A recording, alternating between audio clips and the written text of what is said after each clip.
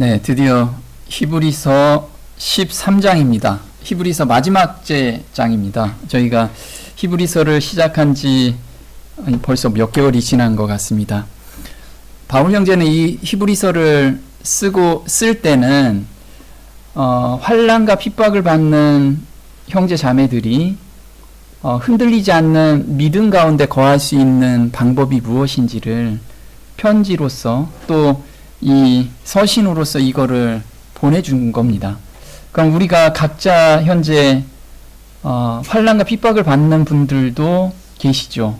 또 앞으로 우리한테 다가올 그런 환난과 핍박이 있을 때 이 히브리서 서신을 저희가 깊이 묵상하고 있다면 저희가 굳건한 믿음 안에서 온전히 이길 수 있는 그런 힘이 될 겁니다. 그래서 마지막 13장은 히브리서 전체를 정리하는 장입니다. 정리하는 장. 그래서 오늘 한번 어떤 부분인지를 한번 보겠습니다. 히브리서 13장의 구조입니다. 먼저 1절에서 6절까지는 그리스도의 영의 능력이 없이는 불가능한 일들을 적어놨어요. 그래서 히브리서 13장은 12장까지의 경험이 있는 사람들이 13장 1절에서 6절까지 어떤 일들을 경험할 수 있다라는 걸 보여주고 있어요. 그리고 7절에서 9절까지는 말씀에 주의하고 은혜로 마음을 강하게 하라라는 권면을 하고 있고요. 그 다음에 10절에서 16절까지는 예수님의 희생을 생각하며 찬양의 제사를 드리자. 선행은 하나님을 기쁘시게 한다라는 거예요. 근데 이게 억지로 하는 게 아니라는 거예요. 찬양과 제사도 히브리서 1장부터 12장까지의 경험을 한 자들이 자연스럽게 나오는 거라는 거죠. 그리고 17절에는 인도하는 목자들의 말에 순종하고 권위에 따르도록 권면을 하고 있고요. 그 다음에 18절에서 19절까지는 바울과 동역자들을 위해서 기도를 부탁하고 있습니다. 그래서 바울 형제는 이 모든 것이 주어지기 전에 기도를 굉장히 많이 부탁을 했어요. 기도를. 그래서 각자 성도들한테 기도도 필요하고 이렇게 앞에서 나와서 동역하는 사람들한테도 기도가 가장 중요한 요소였다라는 거죠. 그리고 20절에서 23절까지 그리스도의 영의 능력이 너희 속에 역사하시길 기도했어요. 그래서 이게 전체 히브리서 13장의 구조입니다. 그러면 그리스도의 영의 능력이 없으면 불가능한 일이 무엇인지 하나씩 좀 보도록 할게요.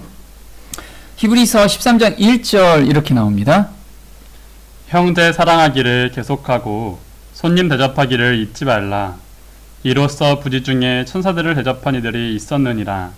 자기도 함께 갇힌 것 같이 갇힌 자를 생각하고 자기도 몸을 가졌은즉 학대받는 자를 생각하라. 자, 여기서 형제 사랑하기를 계속하래요. 그리고 손님 대접에 대한 이야기가 나오고요. 그 다음에 학대받은 자, 지금 복음을 위해서 옥에 갇힌 자들을 위해서 어떤 일을 하라고 해요. 근데 이게 성령의 충만함을 갖지 않은 자는 불가능하다는 거예요.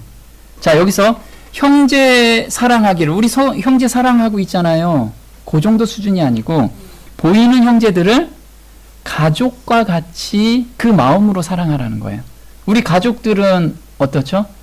어려우면 내 거 다 퍼주고 그 아깝지 않게끔 생각하는 게 가족이잖아요. 그것처럼 형제 자매를 생각하라는 거예요. 이게 로마서 12장 10절에 바울 형제는 같은 이야기를 하고 있습니다. 볼게요. 형제 자매를 사랑하듯이 서로 사랑하며 자신보다 남을 더 존경하십시오.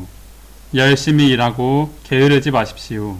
성령으로 달구어진 마음을 가지고 주님을 섬기십시오. 자, 형제 자매를 사랑하는데 어떻게 사랑해야 되냐면 성령으로 달구어진 마음을 가지고 형제 자매를 주님을 섬기듯이 섬기래요.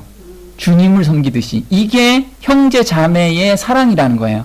그럼 우리가 핏줄의 사랑보다 더 큰 사랑으로 형제 자매를 대하라는 거죠. 근데 그 대하는 것이 자신보다 남을 더 존경하래요. 더 존경. 자, 더 존경한다라는 것은 내 자아가 있으면 존경이 안 되죠. 그래서 나한테 어떤 이야기를 했을 때 내가 막 욱하고 올라와. 그러면 아, 내가 형제 자매를 아직 사랑을 안 하는구나. 그럼 우리는 욱하고 또 이야기하는 게 아니고 성령을 부르짖어야 된다라는 거예요. 성령을. 그리고 예수님을 생각하라. 예수님을. 그리고 형제 자매를 사랑하는 게 11절에 열심히 일하고 게으르지 말래요. 그래서 형제 자매들이 필요한 게 무엇인지 우리가 항상 생각하면서 그냥 말로만 사랑하지 말고 도와주라 이거죠. 도와줘라. 자, 두 번째 손님 대접하래요. 손님 대접. 이제는 좀 한 단계 넘어갔어요. 형제 사랑은 우리 교인 중에서 형제 자매라고 이야기를 하잖아요. 그런데 그 사랑이 이제 넘쳐야 되는 거예요. 손님 대접은 형제 자매가 아니고 모르는 사람을 이젠 대접하래요. 모르는 사람을 대접하는데 부지 중에 하나님을 맞이했죠. 천사들을 맞이했다라는 거죠. 근데 이 손님 대접하는 것은 습관화가 돼야 된다라는 거예요. 그냥 지나가는 사람을 필요하면 언제든지 자기 집에 데려오고 또는 손님을 대접하듯이 이게 습관화가 안 되면 절대 할 수 없는 거라는 거죠.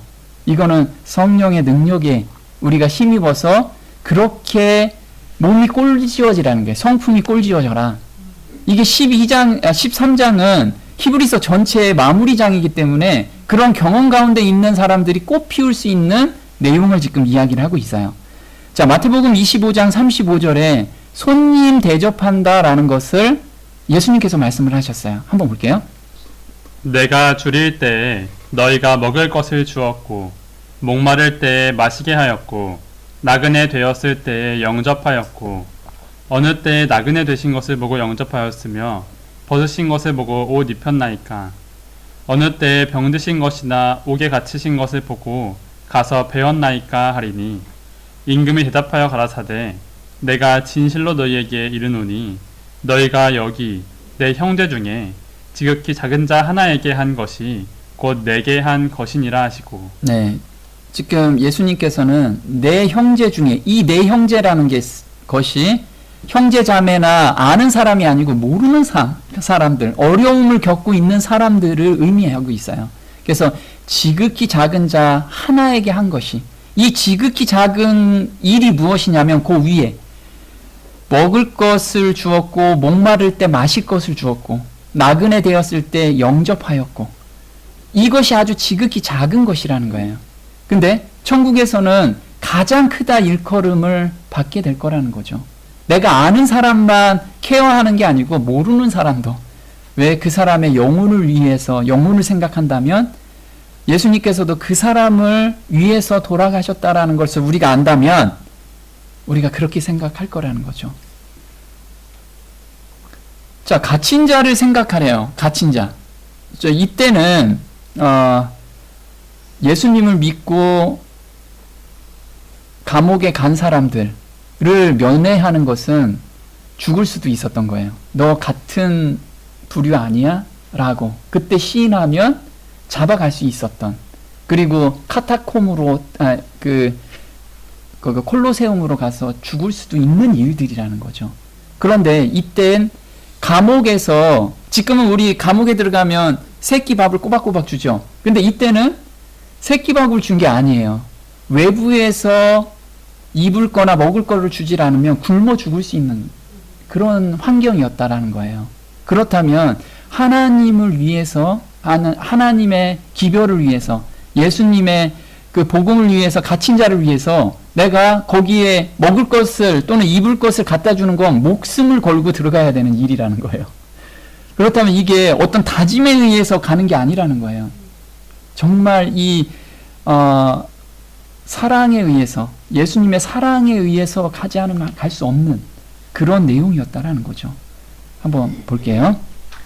신앙 때문에 고난을 당하는 소외된 자들과 연대감을 가지고 자신의 몸이 학대받는 것처럼 생각하라. 당시에 직접적인 도움이 없다면 그들은 감옥에서 굶주려 죽어야 했다. 당시에 그리스도인들이 갇힌 자들을 도와주면 그들 역시 갇힌 자와 동일한 대우를 받을 수 있는 위험한 일이었다. 네.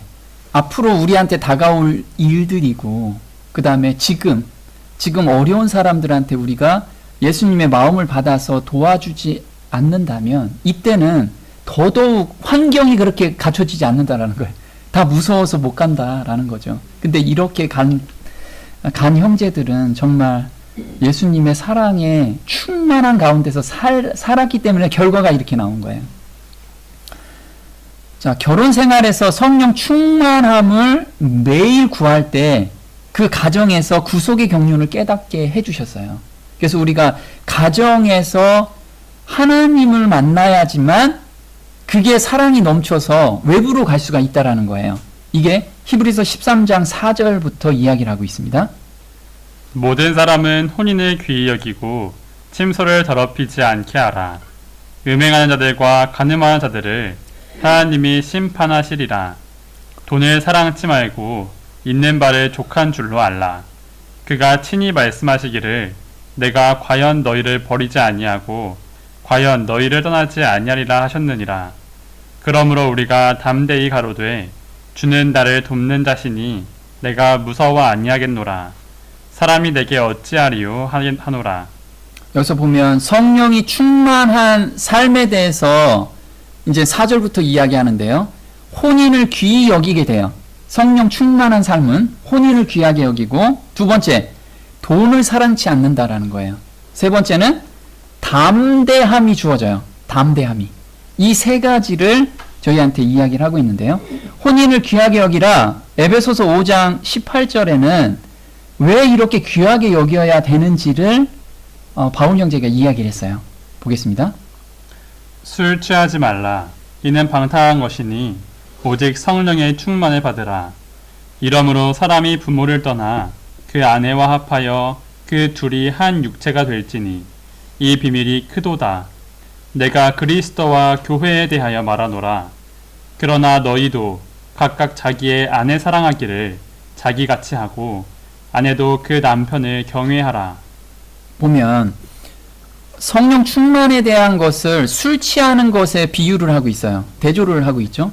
왜 이렇게 대조를 했냐면 술 취하는 것은 한 잔 마셨다고 술이 취하는 게 아니에요. 서서히 마신다. 서서히 취해 간다는 거죠. 성령 충만도 마찬가지예요. 서서히 우리가 하나님의 음성을 계속해서 따라가면, 그 매 발걸음 우리가 따라가게 되면 충만까지 이르게 된다라는 거예요. 그래서 이렇게 비교를 한 거거든요. 그래서 한꺼번에 충만이 확 오는 게 아니고, 오늘 내가 말씀에 충실하게 살 때, 순종하는 마음으로 살 때 충만함이 이르게 된다라는 거예요. 그러면 여기서 보면 이 비밀이 크대요. 이 비밀이 큰데, 결혼이라는 게 그리스도와 교회에 대하여 말하노라. 그러면 성령 충만한 삶을 살 때 교회와 그리스도와의 관계를 교회에서 가정에서 깨달을 수 있는 거예요. 왜냐하면 내 마음에 들지 않잖아요. 상대방이. 들으면 얼마나 좋겠어요. 그런데 상대방이 들지 않을 때 내가 여기에서 그걸 극복할 수 있는 방법이 아내 사랑하기를 자기같이 하며, 만약에 나라면 아내를 그 이야기를 또 마음에 안 드는 내용을 이해가 될 거라는 거죠. 근데 이게 내 인간적인 이해가 아니고 성령을 부르짖을 때 이해하는 마음을 주시고, 그리고 용서하는 마음도 주시고, 내가 낮아지는 마음도 준다라는 거죠. 그리고 아내도 그 남편을 경외하라. 이렇게 나와 있어요. 그래서 결혼 생활은 성령 충만하지 않으면 계속 싸운다는 거예요. 자, 두 번째, 돈을 사랑하지 말라. 자, 돈에 얽매이지 않는 것은 하나님을 전적으로 의지할 때만 가능하다는 거예요. 이게 성령 충만하지 않으면 돈을 사랑하게 돼 있어요. 내가 돈이 있건 없건 돈을 사랑하게 돼 있다 이거죠. 왜? 돈 가지고 먹고 살아야 되니까. 근데 그게 나한테 큰 유혹거리가 안 된다는 것은 하나님의 사랑이 충만하고 내가 하나님을 전적으로 의지하는 마음이 생길 때 그게 가능하다는 거예요. 그래서 하나님을 의지하고 있지 않다는 증거가 바로 염려가 밀려올 때 내가 하나님께 떨어졌구나. 이걸 생각하고 기도하면서 하나님께 매달려야 돼요. 자, 마태복음 6장 24절에 이렇게 이야기를 하죠. 한 사람이 두 주인을 섬기지 못할 것이니 혹 이를 미워하며 저를 사랑하거나 혹 이를 중히 여기며 저를 경히 여김이라. 너희가 하나님과 재물을 겸하여 섬기지 못하느니라. 그러므로 염려하여 이르기를 무엇을 먹을까, 무엇을 마실까, 무엇을 입을까 하지 말라. 이는 다 이방인들이 구하는 것이라. 너희 천부께서 이 모든 것이 너희에게 있어야 할 줄을 아시느니라. 너희는 먼저 그의 나라와 그의 일을 구하라. 그리하면 이 모든 것을 너희에게 더하시리라. 그러므로 내일 일을 위하여 염려하지 말라. 내일 일은 내일 염려할 것이요 한날 괴로움은 그날의 족하니라. 지금 하나님께서는 하나님과 재물을 동급으로 예수님께서는 동급으로 지금 이야기를 해놓고 있어요. 그래서 하나님을 믿지 않으면 재물을 의지하게 되는데 그 재물을 의지하고 있다라는 반증이 바로 염려가 밀려온다라는 거예요. 그러면 염려를 없애기 위해서는 무엇을 하라고 하냐면 먼저 그의 나라와 그의 의를 구하라. 내가 재물을 어떻게 하면 모을까요? 이걸 어떻게 극복할까요? 그 기도하지 말고 먼저 하나님의 나라와 하나님의 의가 무엇인지를 우리가 간구하라는 거예요. 그럼 이 모든 것을 채워주신다라는 거죠. 그래서 우리는 극복하는 방법을 이렇게 알려주신 거예요. 그 걱정에 또는 염려에 매몰되지 말고 먼저 하나님의 나라와 그의 의를 구하게 되면 마음의 평안함도 있고 나머진 다 해결해 줄게. 이 약속을 저희한테 주셨다라는 거죠. 자, 성령 충만함은 담대함으로 마음이 바뀌어지게 되는 거죠. 그래서 함께 하신다는 확신이 있을 때 이 담대함이 주어져요. 자, 빌기를 다함에 모인 곳이 진동하더니 무리가 다 성령이 충만하여 담대히 하나님의 말씀을 전하니라. 그래서 우리가 뭔가 조급하고 막 그렇다면 지금 내가 하나님하고 관계가 떨어져 있는 거. 그래서 다시 빨리 돌아가야 돼요. 담대함. 자, 본받는 신앙에 대해서 이야기를 하고 있습니다. 7절부터 본받는 신앙인데 기존에 우리 믿음의 선진들이 있습니다. 그 믿음의 선진들의 믿음을 본받으라고 이야기를 해요. 근데 믿음의 선진들의 믿음이 무엇이냐면 온전히 맡기는 신앙이었다라는 거예요. 그걸 우리가 본받으라는 거죠. 한번 볼게요. 하나님의 말씀을 너희에게 이르고 너희를 인도하던 자들을 생각하며 저희 행실의 종말을 주의하여 보고 저희 믿음을 본받으라. 예수 그리스도는 어제나 오늘이나 영원토록 동일하시니라. 여러 가지 다른 교훈에 끌리지 말라. 마음은 은혜로서 굳게 함이 아름답고 식물로서 할 것이 아니니 식물로 말미암아 행한 자는 유익을 얻지 못하였느니라. 자, 예수님께서는 어제나 오늘이나 동일하대요. 그럼 믿음의 선진들이 하나님을 온전히 의지할 때의 결과가 무엇인지 또는 의지하지 않고 자기 뜻대로 살았을 때는 어떤 것인지 한번 보고 너희들이 판단해봐라. 그래서 하나님을 온전히 의지할 때 그 믿음을 본받으라 라고 지금 이야기를 하고 있어요. 한번 볼게요. 단순히 다른 사람의 신앙에 입각하여 살도록 노력한다는 의미가 아니고 그리스도께 모든 것을 온전히 맡긴 자들과 똑같은 신앙의 길을 걸을 준비를 한다는 의미이다. 네. 그래서 우리가 누구를 본받는다 하면 저 사람 저런 말투 내가 한번 본받을까? 저 사람 저런 삶을 내가 본받을까? 이게 아니라는 거예요. 그 내면에는 그렇게 나오게 겉으로 드러난 것은 온전히 하나님께 매달리는 삶을 살았다라는 거예요. 헌신으로 자기의 모든 죄된 생각과 죄된 욕망 그런 것을 다 드린 그 모습을 한번 봐라. 우리는 그걸 본받게 지금 바울 형제는 이야기를 하고 있습니다. 데살로니가 후서서 3장 7절에 바울 형제는 또 이렇게 이야기하죠. 어떻게 우리를 본받아야 할 것을 너희가 스스로 아나니 우리가 너희 가운데서 규모 없이 행하지 아니하며 누구에게서든지 양식을 값없이 먹지 않고 오직 수고하고 애써 주야로 일함은 너희 아무에게도 누를 끼치지 아니하려 함이니 우리에게 권리가 없는 것이 아니요 오직 스스로 너희에게 본을 주어 우리를 본받게 하려 함이니라. 자, 바울 형제는 복음을 전하면서도 먹을 것을 스스로 자비량했어요. 자기가 벌어서. 이거는 본받게 하기 위함이었어요. 그런데 이 일 가운데서도 하나님이 역사해 주셨을까요? 역사해 주셨어요. 왜? 하나님께 온전히 의지했기 때문에. 사람들은 바울 형제가 일하는 모습을 보고 그 안에서도 하나님의 보호하심 또 하나님의 역사하심을 보게 됐어요. 그렇게 의지하는 모습을 우리는 봐야 된다라는 거죠. 그래서 바울 형제가 이렇게 일했으니까 나도 열심히 일할 거예요. 거기에서 멈추면 안 된다라는 거예요. 바울 형제는 그 일에서 하나님께 온전히 의지하면서 하나님의 역사를 경험하고 하나님을 찬양했다라는 거예요. 매 순간. 그걸 우리는 본받아야 된다라는 거죠. 자, 과거에 인도하던 자들을 생각하며 현재 인도하는 자들에게 순종하고 협조하라라는 것이 히브리서 13장 17절입니다. 여러분은 여러분을 인도하는 목자들의 말에 순종하고 그들의 권위에 따르도록 하십시오. 그것은 그들이 여러분의 영혼을 위해 마치 자신들이 하나님 앞에서 계산해야 할 사람들인 것처럼 항상 깨어 여러분의 영혼을 지키고 보살피는 사람들이기 때문입니다.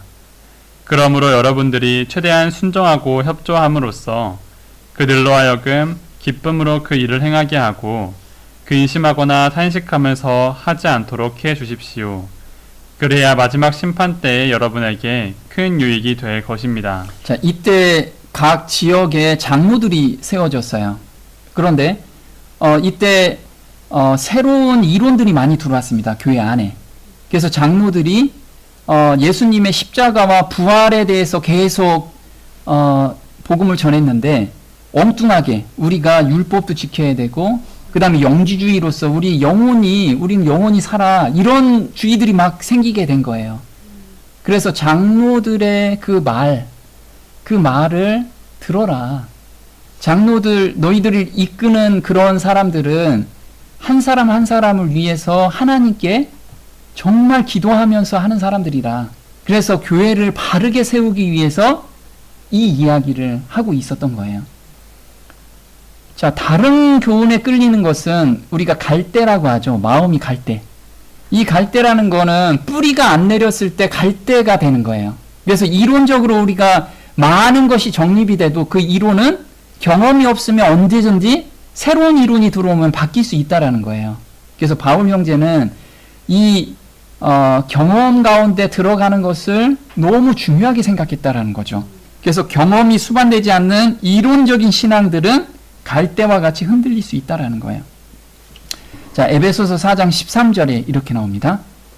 우리가 다 하나님의 아들을 믿는 것과 아는 일에 하나가 되어 온전한 사람을 이루어 그리스도의 장성한 분량이 충만한 데까지 이르리니 이는 우리가 이제부터 어린아이가 되지 아니하여 사람의 괴술과 간사한 유혹에 빠져 모든 교훈의 풍조에 밀려 요동치 않게 하려 함이라. 오직 사랑 안에서 참된 것을 하여 범사에 그에게까지 자랄지라. 그는 머리니 곧 그리스도라. 그에게서 온 몸이 각 마디를 통하여 도움을 입음으로 연락하고 상합하여 각 지체의 분량대로 역사하여 그의 몸을 자라게 하며 사랑 안에서 스스로 세우느니라. 자, 여기서 보면 사람의 괴술과 간사한 유혹에 빠져 모든 교훈의 풍조에 밀려 요동치 않게 하려 함이라. 그런데 그 앞에 뭐라고 나오냐면요. 우리가 이제부터 어린아이가 되지 아니하며 이렇게 나오죠. 그래서 히브리서 5장에는 어린아이는 의의 말씀을 경험하지 못한 자다 이렇게 나온 거예요. 그래서 우리가 의의 말씀을 많이 듣기는 했는데 경험하지 못하면 어린아이이기 때문에 사람의 괴술과 간사한 유혹에 빠질 수 있다는 거죠. 그래서 바울 형제는 히브리서뿐만 아니고 다른 서신서에서 계속해서 경험 가운데 들어가는 신앙을 이야기를 하고 있어요. 그래야 뿌리 깊숙이 박힌다라는 거죠. 자, 식물로서 하지 않을 거다. 자, 먹는 것이 구원을 결정하는 것이 아니다. 더 문제가 뭐냐면 먹는 사람은 먹지 않는 사람을 정죄하고 먹지 않은 사람은 먹는 사람을 또 정죄하고 이 분열이 더 문제라는 거예요. 분열이. 우리가 교회는 하나로 만들어 주시고 그 안에서 각 사람의 때에 맞춰서 하나님께서 자라게 하시는데 내가 먼저 그런 판단을 하지 마라. 이게 로마서 14장 1절에 있죠. 믿음이 연약한 자를 너희가 받되 그의 의심하는 바를 비판하지 말라. 어떤 사람은 모든 것을 먹을 만한 믿음이 있고 연약한 자는 채소를 먹느니라. 먹는 자는 먹지 않는 자를 업신 여기지 말고 먹지 못하는 자는 먹는 자를 판단하지 말라. 이는 하나님이 저를 받으셨음이니라. 남의 하인을 판단하는 너는 누구뇨? 그 섰는 것이나 넘어지는 것이 제 주인에게 있음에 저가 세움을 받으리니 이는 저를 세우시는 권능이 주께 있음이니라. 네, 하나님께서는 각 사람에게 때가 있다라고 말씀을 하시고요. 그 때에 맞춰서 권능으로 어떤 사람은 모든 것을 먹을 수 있는 믿음을 주시고 그리고 생활의 개혁이나 음식 개혁에 대한 부분들도 다 때에 맞춰서 각 사람이 그 때에 맞춰서 하나님께서 주어지신다라는 거죠. 그런데 우리가 판단을 하게 되면 문제는 화합이 안 되기 때문에 하나님의 영이 역사할 수가 없다라는 거예요. 그래서 하나님께서는 각 사람을 다 받으셨다라는 거예요. 하나님이 받았는데 왜 너희가 판단을 하느냐? 이걸 지금 이야기를 하고 있는 거죠. 자, 예수님의 십자가를 깊이 생각할 때 자연스럽게 나타나는 결과가 지금까지 이야기한 거예요. 그래서 1절에 형제 사랑하는 거, 2절에 손님 대접하는 거, 3절에 갇힌 자를 담대히 대접하는 거, 혼의를 귀히 여기는 거, 돈을 사랑치 않는 것, 그리고 다른 교훈과 식물로 행치 않는 것. 이 모든 것은 십자가를 깊이 생각할 때 나타나는 결과라는 거죠. 그래서 12절에 이렇게 나옵니다. 그러므로 예수도 자기 피로써 백성을 거룩케 하려고 성문 밖에서 고난을 받으셨느니라. 그런즉 우리는 그 능욕을 지고 영문 밖으로 그에게 나아가자. 우리가 여기는 영구한 도성이 없고 오직 장차 올 것을 찾나니 이러므로 우리가 예수로 말미암아 항상 찬미의 제사를 하나님께 드리자. 이는 그 이름을 증거하는 입술의 열매니라. 오직 선을 행함과 서로 나눠주기를 잊지 말라. 이 같은 제사는 하나님이 기뻐하시느니라. 여기서 보면 이 모든 것은 예수로 말미암아 항상 찬미의 제사를 하나님께 드리자. 이 모든 일은 예수로 말미암는다라는 거예요. 예수로 말미암아. 그럼 예수의 무엇으로 말미암느냐? 우리의 죄 때문에 십자가를 지고 죽으시고 능력으로 부활하신 그 능력 가운데 우리가 살게 되면 이 모든 것은 자연스럽게 일어나는 결과라는 거죠. 그래서 예수로 말미암는다라는 것은 로마서 6장 3절이에요. 우리가 예수로 말미암는다라는 것은 예수님과 함께 죽었다라는 것을 우리가 믿게 되면 이 형제 사랑도 자연스럽게 나온다라는 거죠. 볼게요. 무릇 그리스도 예수와 합하여 침례를 받은 우리는 그의 죽으심과 합하여 침례받은 줄을 알지 못하느뇨. 그러므로 우리가 그의 죽으심과 합하여 침례를 받음으로 그와 함께 장사되었나니 이는 아버지의 영광으로 말미암아 그리스도를 죽은 자 가운데서 살리심과 같이 우리도 또한 새 생명 가운데서 행하게 하려 함이니라. 지금 로마서 6장 3절부터는 침례에 대해서 이야기를 하고 있어요. 근데 침례가 어떻게 중요하냐면 예수와 합하여 침례를 받았대요. 그럼 예수님이 돌아가실 때 내가 지금 죽은 거예요. 그 합한다라는 것을 이해가 되고 믿어진다면 내가 어떤 이런 욱하는 생각들이 나올 때 이미 내가 죽었는데 죽었다라는 것을 인지할 수 있다라는 거예요. 그 다음에 뭐가 나오냐면 그리스도를 죽은 자 가운데서 살리심과 같이 우리도 함께 죽은 사람은 함께 살아난다라는 거예요. 근데 예수님을 살리신 그 능력 가운데 우리가 살 수 있게 해주셨다라는 거죠. 그래서 이걸 우리가 예수로 말미암는다라는 것을 설명한 겁니다. 자, 새 생명 가운데 산다라는 것은 매일 자아가 죽는 경험을 한 자는 그 삶 속에서 하늘의 강력한 능력의 역사를 경험할 수 있어요. 그걸 우리한테 약속으로 주셨어요. 한번 에베소서 1장 19절입니다. 그분의 강력한 권능의 활동에 따라 믿는 우리에게 베푸신 바 그분의 지극히 큰 권능이 어떤 것인지 너희가 알게 하시기를 구하노라. 그분께서 그리스도를 죽은 자들로부터 살리시고 하늘의 처소들에서 자신의 오른편에 그분을 앉히실 때에 그 권능을 그분 안에서 발휘하사. 지금 우리한테 주신 권능이 뭐냐면요, 예수님을 살리신 그 능력으로 우리가 다시 일어선 거예요. 거듭났다라는 거죠. 그래서 여기서 이야기하는 거는 그분의 권능의 활동이라고 이야기하지 않고요, 강력한 권능의 활동이래. 강력한, 얼마나 강력하면 우리가 예수님께만 나아가고 예수님의 영을 우리가 받아들이기만 하면 우리가 극복 못하는 어떠한 죄나 어떠한 유혹도 다 극복할 수 있는 그 능력의 활동이 우리 안에 있다라는 거예요. 그걸 믿고 가라는 거예요, 우리는. 자, 강력한 권능의 활동은 고린도전서 6장 14절에 하나님께서 주를 일으키셨고, 그러면 예수님을 일으키셨어요. 또한 자신의 권능으로, 그 똑같은 권능으로 우리도 일으키시리라. 뭐 아멘이 되죠. 우리는 이걸 믿지 않는 상태이기 때문에 죄에서 넘어지고 세상의 유혹에서 넘어가고 그렇다라는 거예요. 그런데 이거는 진짜 현실인 거예요. 현재 우리한테 일어난 사건이라는 거죠. 이걸 우리가 믿게 된다면. 자, 양의 큰 목자이신 예수님께서 영원한 언약의 피로 우리를 이끄시고 계신다. 그래서 예수님께서는 이걸 믿게 하기 위해서 도장을 찍어주신 게 십자가라고 말씀을 드렸죠. 우리가 십자가를 보면 우리 안에 얼마나 큰 역사가, 얼마나 강력한 힘이 있는지를 알아라. 그걸 우리한테 좀 이야기를 하고 계십니다. 자, 히브리서 13장 20절에 이렇게 정리를 하고 있어요. 양의 큰 목자이신 우리 주 예수를 영원한 언약의 피로 죽은 자 가운데서 이끌어내신 평강의 하나님이 모든 선한 일에 너희를 온전케 하사 자기 뜻을 행하게 하시고 그 앞에 즐거운 것을 예수 그리스도로 말미암아 우리 속에 이루시기를 원하노라.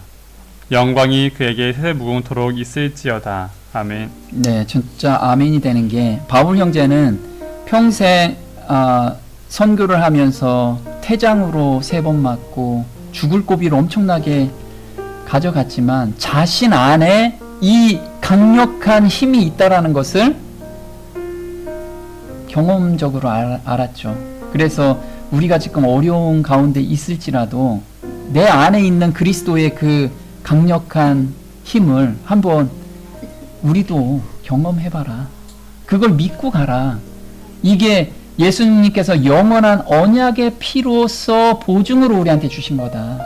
그걸 저희한테 오늘 이야기하고 계십니다. 그래서 우리 안에 자기의 뜻을 행하게 하시고, 그래서 하나님께서 이 모든 일을 행하게 하시기에 우리는 온전히 하나님께만 매달리고 사는 삶을 걸어가면 하나님께서 다 이루어 주신다라는, 그걸 믿고 오늘을 사는 저와 여러분이 됐으면 좋겠습니다. 자, 마치는 찬미 497장, 선한 목자 되신 우리 주.